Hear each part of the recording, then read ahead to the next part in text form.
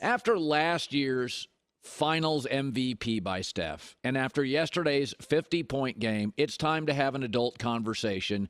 You are looking at not Magic Johnson, Steph Curry as the greatest point guard ever. It takes a few of these moments. Steph and Magic, neither were great defenders, but at 35, Steph has a long way to go, and Magic really retired at 31. The three-point shot is here and for the next 100 years of basketball.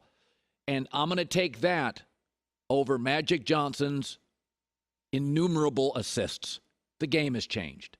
We used to think that cassettes in cars, you could listen to music on the move, and then they'd eventually unravel, right? Like they had a soft spot. It was the tape, actually. Now there's Wi-Fi, streaming, Bluetooth, there's satellite.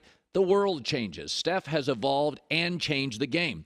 He used to give you those, every third or fourth game, he'd give you a little bit of a playoff clunker. You don't really get those now.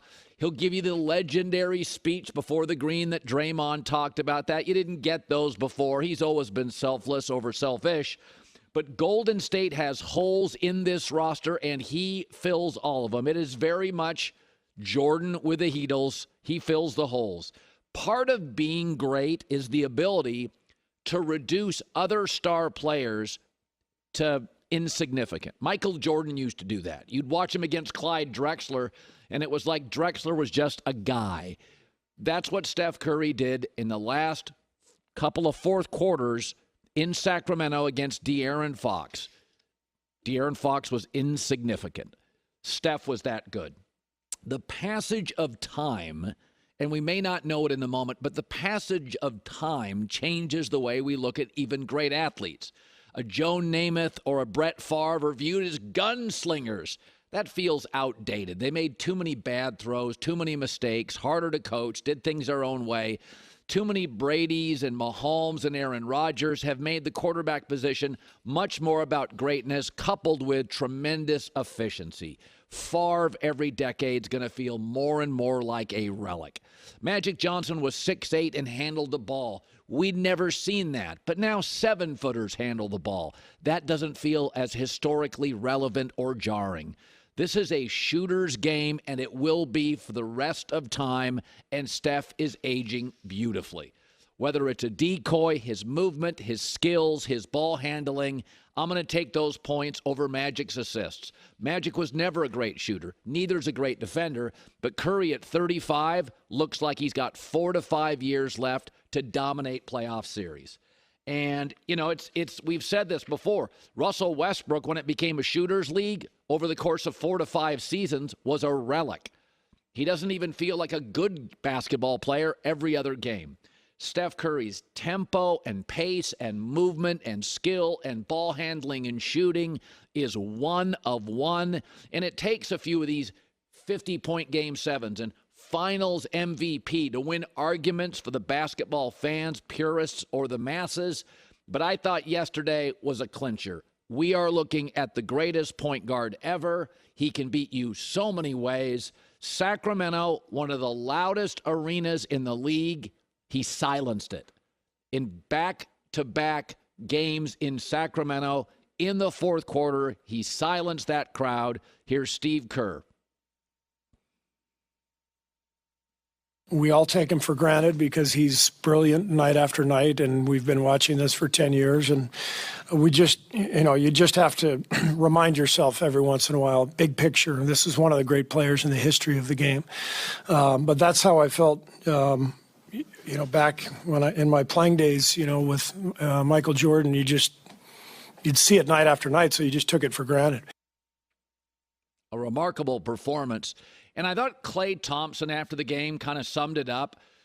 And you knew this with Jordan, but because Steph Curry has been so selfless in his career, come on, KD, come on over here and play. Hey, Klay, you take the shot. And that's always been his game.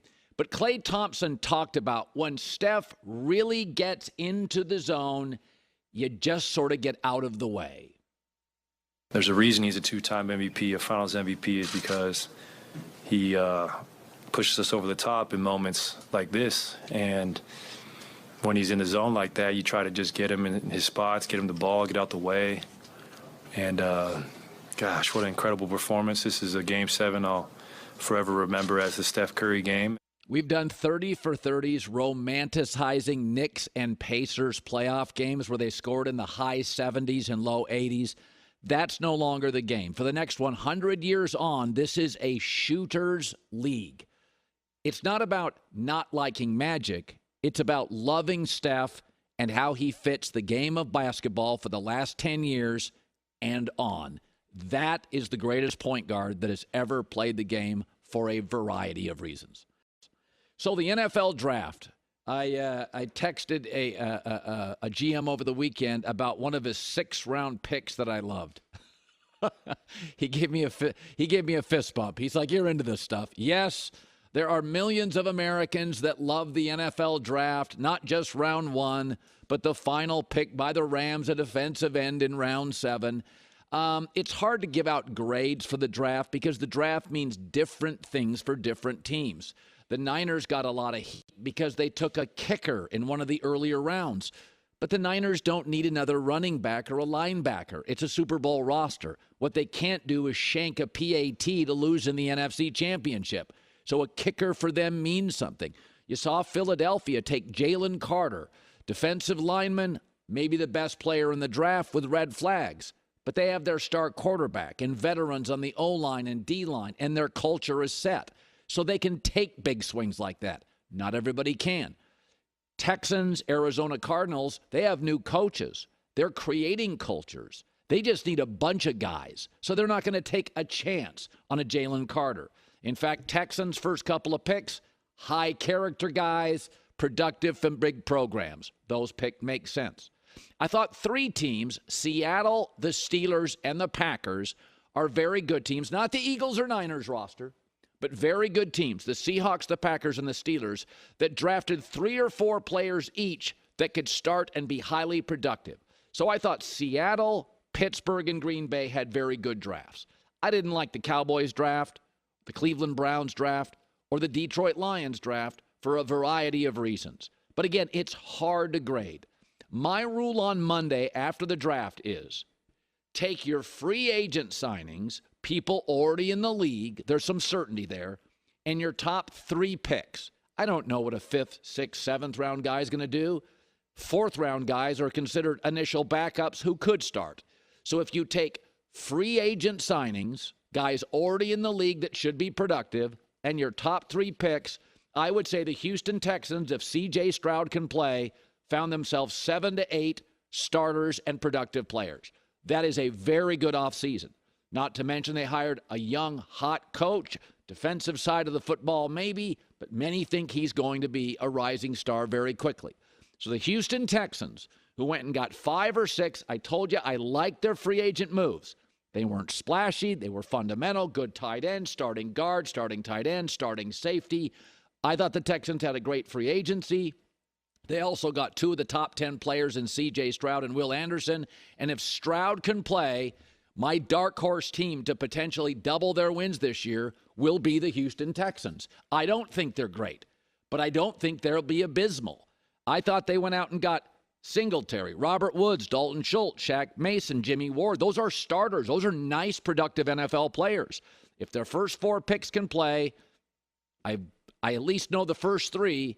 I think the Texans have 7 to 8 new starters, a really good young coach, in an incredibly wonky division where only Jacksonville, we're absolutely sure, has the quarterback for the future.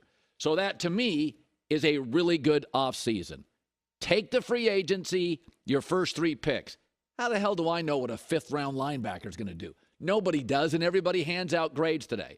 And Steelers, Packers, and Seahawks, good teams who added starters in the draft, multiple starters, I thought also did well.